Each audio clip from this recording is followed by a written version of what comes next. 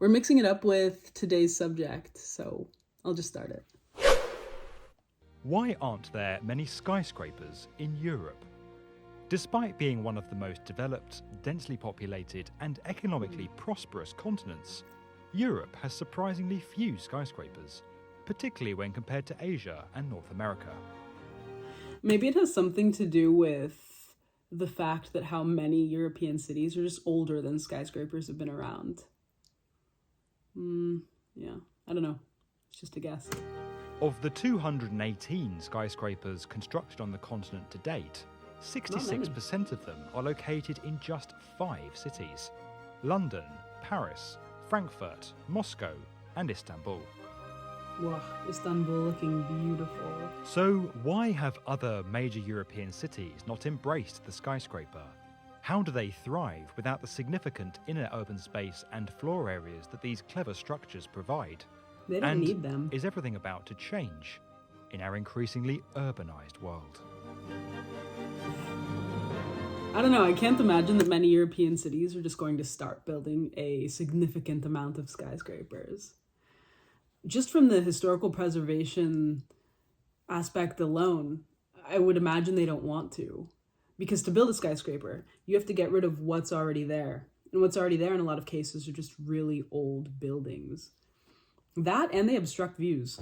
Could you imagine that you have an apartment that has a view to a really nice old building that you love looking at, and then the government's like, you know what this needs? Skyscraper. And the only thing worse than obstructing a view is the sounds you must have to build a skyscraper. Years and years of that. I don't even dislike skyscrapers. I just don't like the sounds of construction. So I think it would upset a lot of people if they started doing that.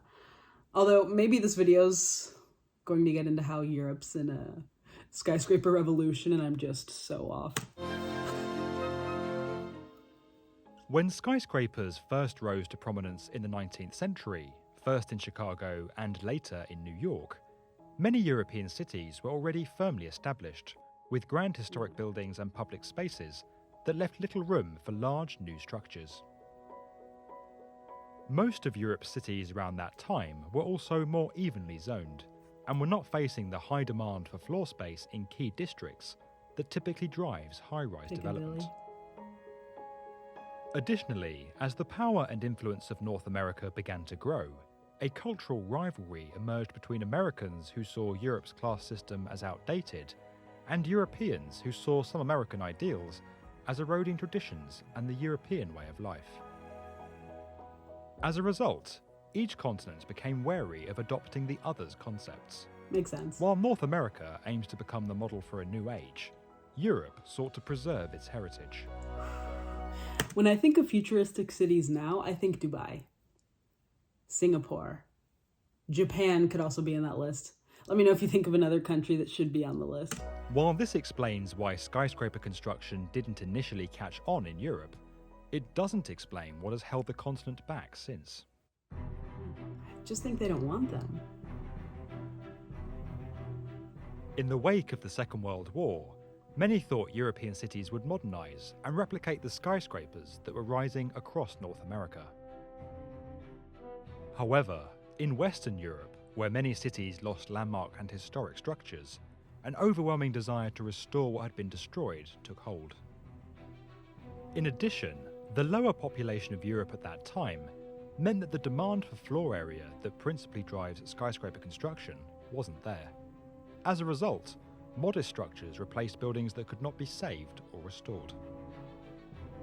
Meanwhile, in Eastern Europe, the expanding Soviet Union's rebuild effort consisted largely of mid-rise repetitive structures that sought to rehouse much of the population. What do you think of the look of that?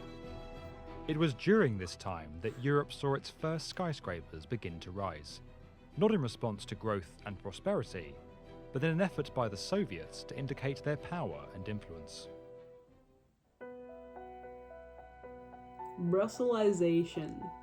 While Brussels has never constructed a true skyscraper, it is partly responsible for the lack of skyscrapers across the continent. Why?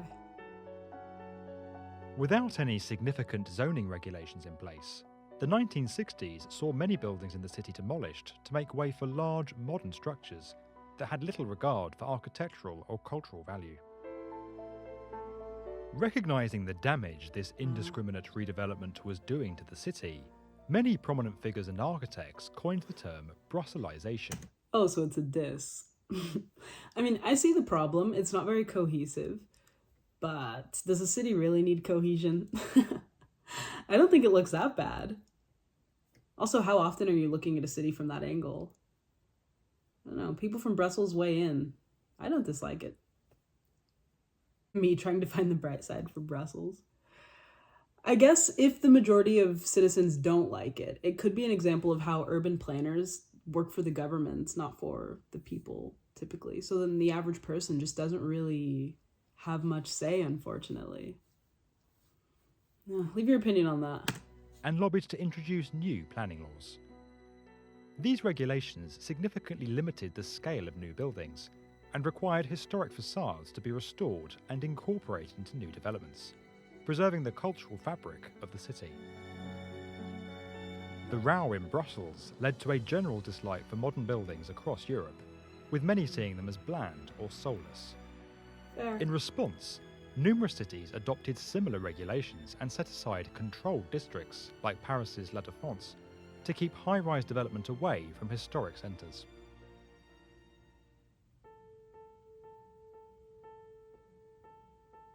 By the start of the 21st century, attitudes around tall buildings were softening across the continent, as architectural trends moved away from box-like structures towards more unique designs, and as the world became increasingly globalised. Since the early 2000s, major financial centres like London, Paris, Moscow, Istanbul and Frankfurt have seen several skyscrapers rise, as demand for commercial space in their centres has increased. He showed Milan, Rotterdam. I'm trying to think of other cities in Europe that have skyscrapers. Manchester has some. Drawing a blank. Barcelona and Madrid have some. Tell me if you...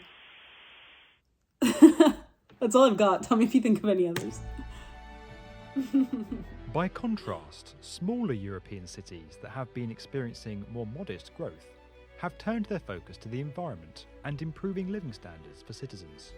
What's that building called? In recent years, urban areas in Scandinavia and Central Europe have consistently ranked among the highest in the world for sustainability, happiness and well-being, while maintaining importance within their national economies.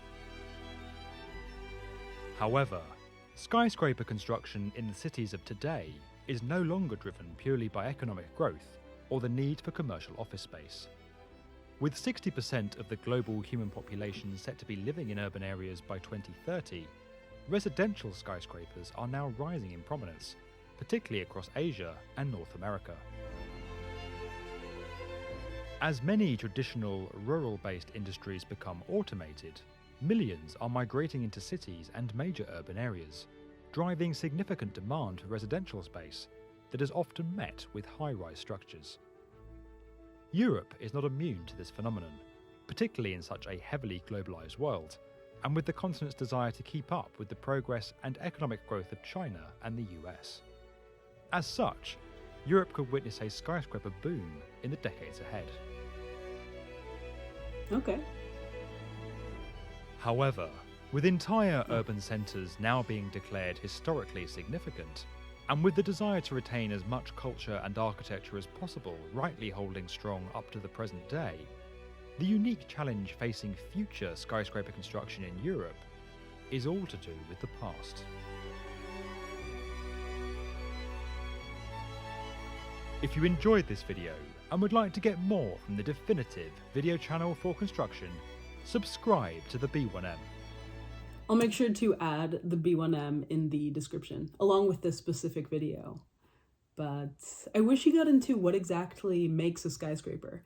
How many stories does a building need to be considered a skyscraper? Because at one point he also mentioned a high-rise, which, correct me if I'm wrong, but I thought that not every high-rise is a skyscraper. In fact, I believed those were two different things, but now I'm not sure. But because he didn't get into efficiency or what's another element of that? Maybe traffic. From a purely aesthetic standpoint, it seems like a preference thing. Modern architectural styles versus traditional.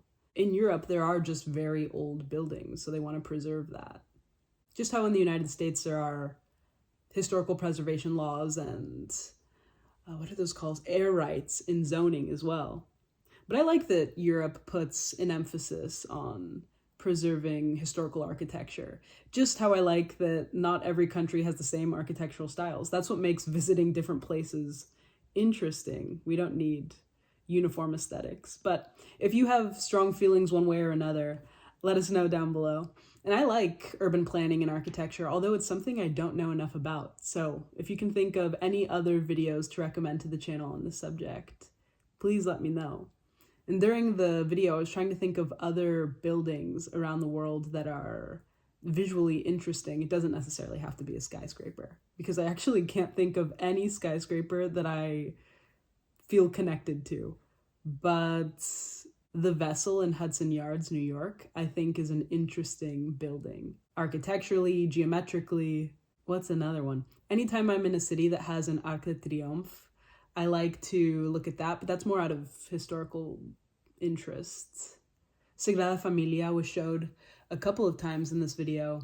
I used to live in the neighborhood where that building sits in Eixample, and there's a tarp that sits in front, or at least there was back then, that projects an image of what the building is going to look like when it's finished. And it's very realistic so that tourists can still take pictures in front of it. But then you can go around the side and see what it actually looks like. And I would always think, that's not even close to being completed. The date has been pushed back and pushed back on that so many times. I read last year that it won't be until 2026 that they're saying it's going to be done. But I have my doubts. I haven't seen it in years. Maybe it's looking better now. But that's another interesting building. Again, not a skyscraper, that's a church.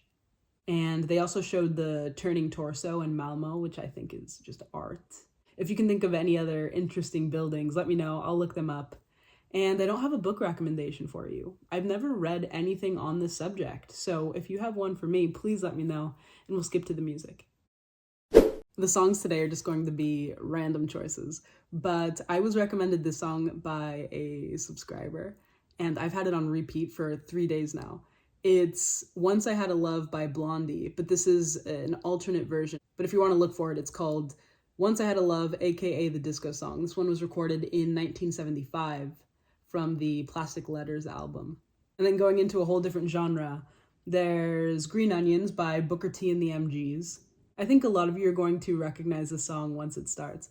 It's from the 60s, I believe, and it probably falls into the genres of blues, soul, rock.